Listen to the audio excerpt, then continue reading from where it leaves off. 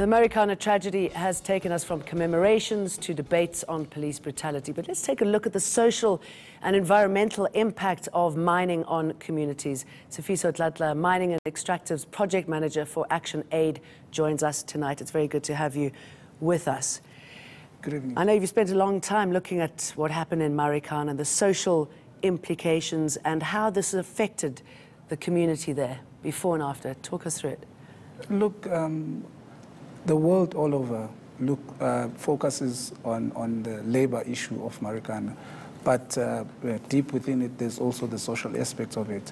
Because if you look at the workers, they are only workers when they're on duty, but after they knock off, they become members of the community, of which if you look around Marikana, the operations in Lonmin, it's appalling. It's not a place where people could be staying in, even the community that is there.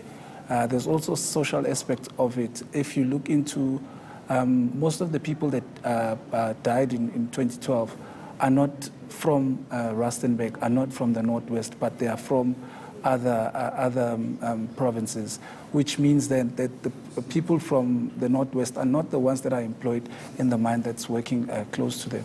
And then, of course, the massacre that happened on the 16th of August.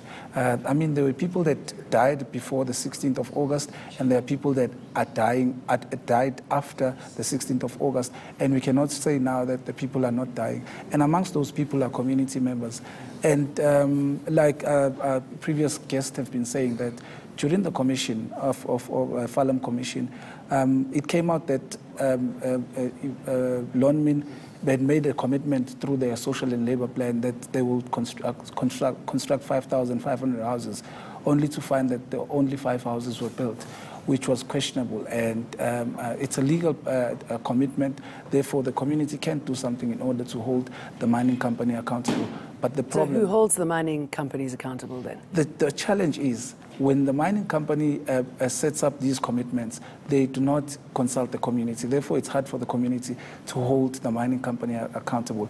It's the regulator's duty, constitutional duty, to ensure that they regulate the industry vigorously. And amongst those, because today, Jane, I don't even know, out of all the people that I've spoken to, no one knows what system does the DMR, which is the regulator, use in order to approve or decline the social labor plan commitments. Therefore, do you think it's a case of bullying here, knowing how much these communities and mines are interlinked? I mean, one can't function without the other, and how weak they are in the presence of the mine? I don't think so. It's about profits before anything else.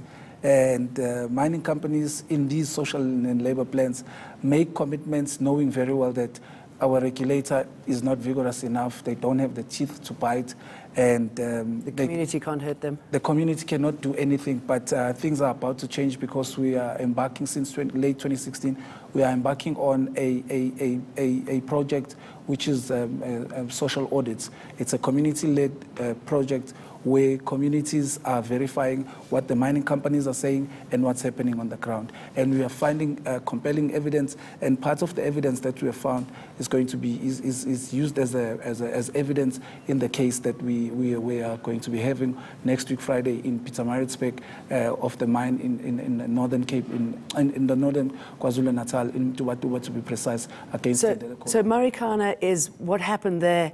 It's just a snapshot of what's happening, obviously not the violence, in many other mines in South Africa, right? That the community is not being looked after as well as it could be.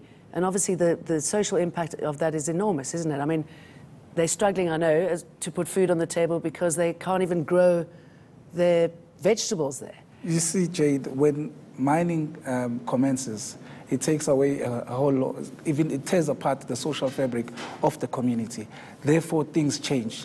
Then people have to move away and give operations to the mine. Remember, the mines are making billions, and they can use, the sad part is that they can use a couple of millions to buy people who are powerful within the community to suppress the rest of the people. And then the social aspect of that community is torn apart and will never, never, ever come back again. And obviously the environmental impact at the same time, and those are also interlinked, aren't they? Of course, you cannot separate the environment and people, and you cannot separate people from the environment. They intertwine one way or the other.